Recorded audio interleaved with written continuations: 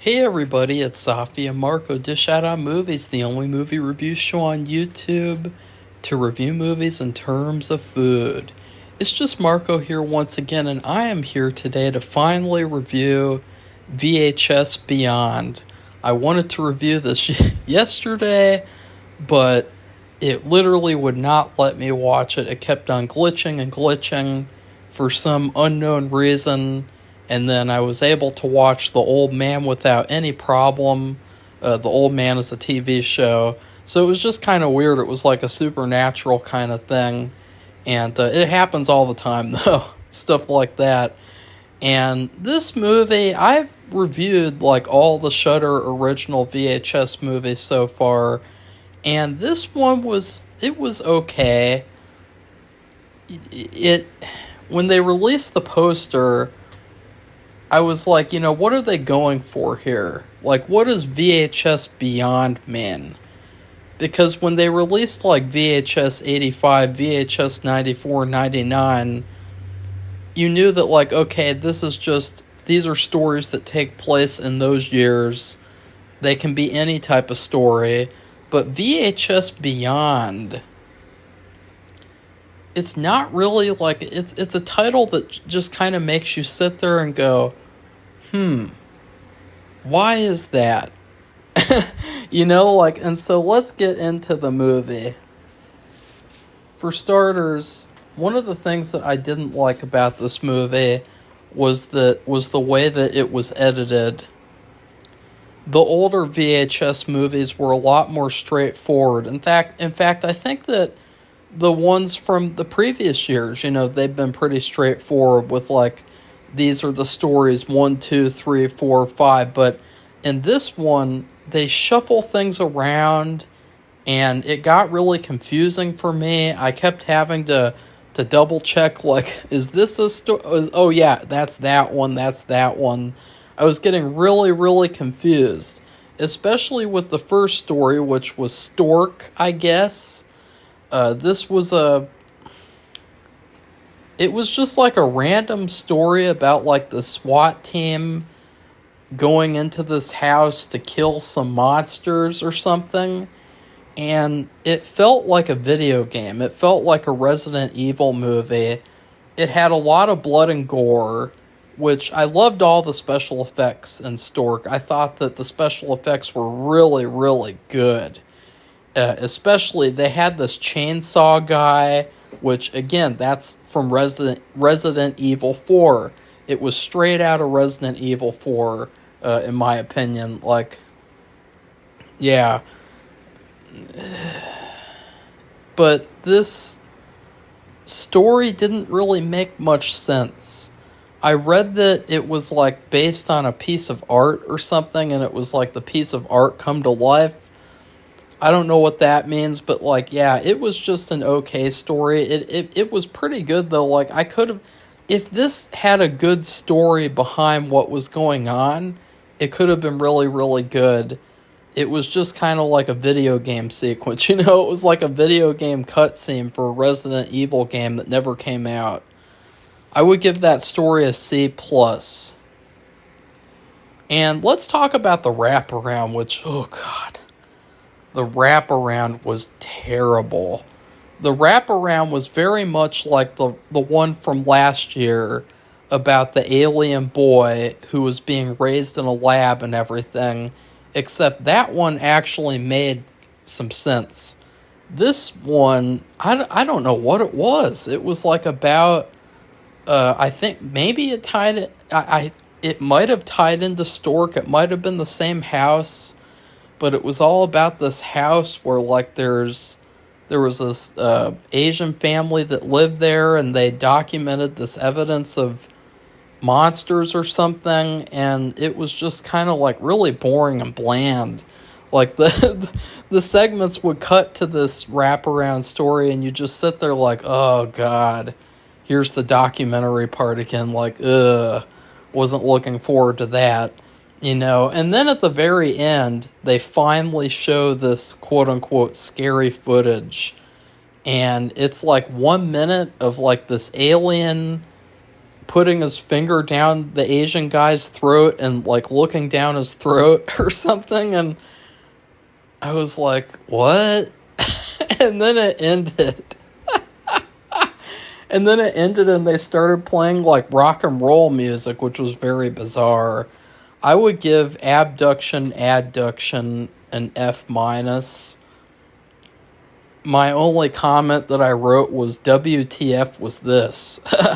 Because it was a turd. It was a turd of a story, and it was just trash. So next up, let's talk about Dream Girl. This was probably the second best story out of all of them. I felt like this was one of the ones that was more competent, and of course it was a forum one, which is funny because, like, what was that one? It might have been, I can't remember which one it was, but there was that one where they had the Asian one about that mad scientist guy, and, like, that story was the best one in that movie, and people were like, yeah, it's because it was a foreign story, so it was much more, like, you know, there's this kind of, like, stereotype nowadays that, like, American media is really dumbed down, and then foreign media is really more intelligent and well put together, and VHS has proven that stereotype right, because this story, Dream Girl, it's all about this guy who goes to see this dancing girl named Tara, and he goes backstage and sees that her manager or whatever is mistreating her and he's being mean to her. He's kind of dressed like an Indian Steve Jobs or something. And when he leaves, he goes in there and talks to her, and he sets her free, basically. He tells her some things that trigger her to be set free from her restraints, because she is a robot, and that is when all hell breaks loose. She starts killing everyone. She's got venomous puke. She's just, it's insane. She turns on the music and starts dancing and killing people with the music on. And the big issue with this this segment, is that the characters continue to stay around in situations where real people would not be standing around there. You know, like, this is a situation where you would run to the other side of the city, even if you were feeling ill. You would just, like, you know, get the hell out of there as quickly as possible so that this crazy bitch robot wouldn't kill you. And, you know, so, but, he stays around, the main character, and he just kind of hangs around and waits for her to kill him. And then she kills him and she puts on his face, and then I think her last words of the story are like, "Would you like a selfie?" And that was kind of hilarious. She was like, "Would you like a selfie?" So I would give that story a B+. I thoroughly enjoyed Dream Girl. It was very good. The next one was Live and Let Dive. This one was all about these people who get attacked by a UFO, and their plane crashes, and they all get out of it, and they crash and everything with parachutes and shit. This starts off pretty well in the sense that if you're afraid of heights like me, it had a very realistic feel to it. It was very uncomfortable to watch. It was actually kind of hard to watch. And then they all crash, and they get chased around by aliens in this orange orchard. And I thought that this one was pretty good too. I thought that it was well done. There was a good jump scare at the end too that was, like, I mean, I don't really get scared by jump scares very often, and I didn't get scared by this one either, but it was still like a good jump scare, in my opinion. And also, I'd like to point out there was more puking in this one too. Now, here's the issue with this story. At the end of the episode, or the segment, keep calling them episodes, the guy is in this truck, the main guy, and his truck gets abducted by aliens. Aliens, you know, aliens. Aliens. And you're sitting there wondering, well, if he got abducted and killed by aliens, how was this footage recovered? You know, like, it's called found footage. There has to be a way that it's found, right? Well, there's no legitimate reason or that they give in this episode, like how they found this footage or anything. It's just like, oh yeah, it's there. Footage is there. Yeah, that was bad. And so, that was weak sauce. Next up, and so I would give that one a B minus. I was close to giving it a C plus, but I like the setting of the orange orchard, or I don't know if you call it an orchard, but like I thought that it was just a unique setting for a horror story. You know, I'm really starting to enjoy these like unique settings where they have horror things take place. Like in the new Salem's Lot remake, the last part of it takes place at the drive-in theater. And I'm really starting to appreciate that, these unique settings. Next up was Fur Babies. This was probably the best one of the movie. It was actually directed by Justin Long, which I didn't actually know that until I was halfway through the episode, or the segment. Because I was like, which story is this? Because sometimes in these segments, in order to figure out what the story is, you have to wait for a person in the video to say the words of the title. And in this case, the main woman does actually say Fur Babies. And this one was very unnerving and uncomfortable.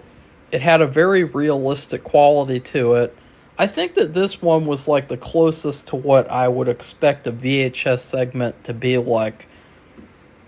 In the way that, like, VHS segments or horror anthology segments, like found footage style, you want them to feel like they're real, and you want them to feel like you're actually there. And, like, it's something real that is happening. And in this case, it's this woman who runs this doggy training house. And she trains your dogs and everything for you. And there's this group, this anti-animal abuse group. They're a bunch of communists. They have these communist posters in their headquarters. It's pretty hilarious. They're kind of funny, like old school, like caricatures. And they infiltrate the place using cameras, which that's another thing, is that all the dogs and things have cameras attached to them, which I thought that was a really good idea. But once again, how was this footage found at the end was a big question for me. Because the bad guys win at the end. What happens is, it turns out that these people are being turned into dogs as well. So, yeah, that's the whole point of this place, is to turn people into dog-human hybrids. And it's pretty creepy. It kind of reminded me of Texas Chainsaw Massacre, which I really liked. And, yeah, it was just fun. It got really fun in the second half of it. Had a lot of good special effects once again. I would give that one a B+. And finally, we have Stowaway. Okay, so Stowaway, it might have just been because this one was at the very end, and because I was just kind of like ready for the movie to be over, because the movie just was like an okay experience. It wasn't anything like, I wouldn't say that this was at the top of the VHS movies. But it was okay. Like the whole thing I would just describe as okay. This last story was a snooze fest. It's all about this woman who is investigating this UFO, and she goes inside it for some reason, all by herself in the middle of the desert, and she's looking around and she gets taken away and killed and shit. And yeah, this story was weird. It was like a cross between the Blair Witch Project and District 9.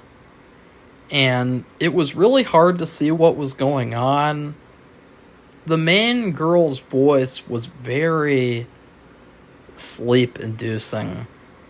Like, this is definitely something you could fall asleep to.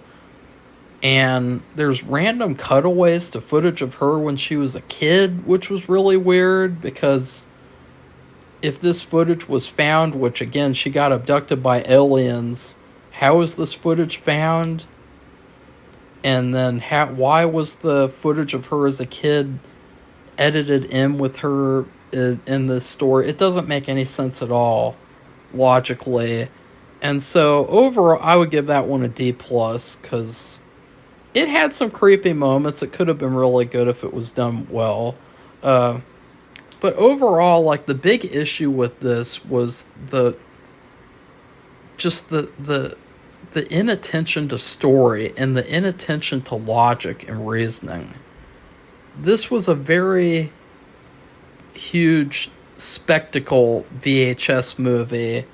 A lot of blood and gore. A lot of creature effects. But it needed to make more sense. And there are so many times where these people are in these dangerous situations and they just stick around so that they can film what's going on. And, you know, it's really, really kind of irritating because, like, at a certain point, because you're just, like, you know, this movie's kind of insulting my intelligence. But, yeah, so this movie's just okay. I would recommend it.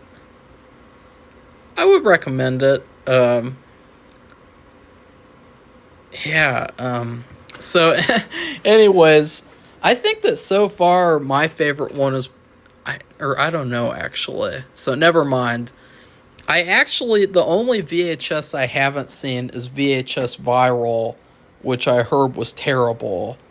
Of course, that was the last VHS movie that was in theaters, or it was the last one that wasn't on Shudder, a Shudder original. But still, I would recommend this movie. As I said before, just temper your expectations and have fun. The thing that I really like about the VHS series now is that it doesn't take itself so seriously. They just have a lot of fun. They make a new VHS every year. You get to see these really talented filmmakers try to, you know, tell a good short horror story. And yeah, so this was an okay VHS movie. In terms of food, I'm going to say this movie is like a soft taco from Taco Bell. It's like you get a couple of soft tacos, you know, like soft tacos I'm not really a huge fan of. In fact, I'll say this. I think tacos are kind of overrated. I prefer burritos, quesadillas, enchiladas to tacos. Unless it's a Doritos Locos taco. In that case, I really like Dorito Loco tacos. But, yeah, this movie was like a couple of soft tacos. And that's like, it's like an okay meal. You know, like a couple of soft tacos from Taco Bell. Like, as long as you get some sauces and you get maybe like a freeze or something, you know, that could be like an okay thing. But yeah, I mean, check this movie out if you want to watch a good anthology movie this year. It's just that, be warned, it's going to be kind of confusing and it's going to be kind of nonsensical. And if you can accept those things, you're going to have a really, really good time. So please like this video and comment and tell me what you thought of this VHS movie. And then please subscribe to our channel if you'd like to see more honest movie reviews. Goodbye, everybody. See you soon.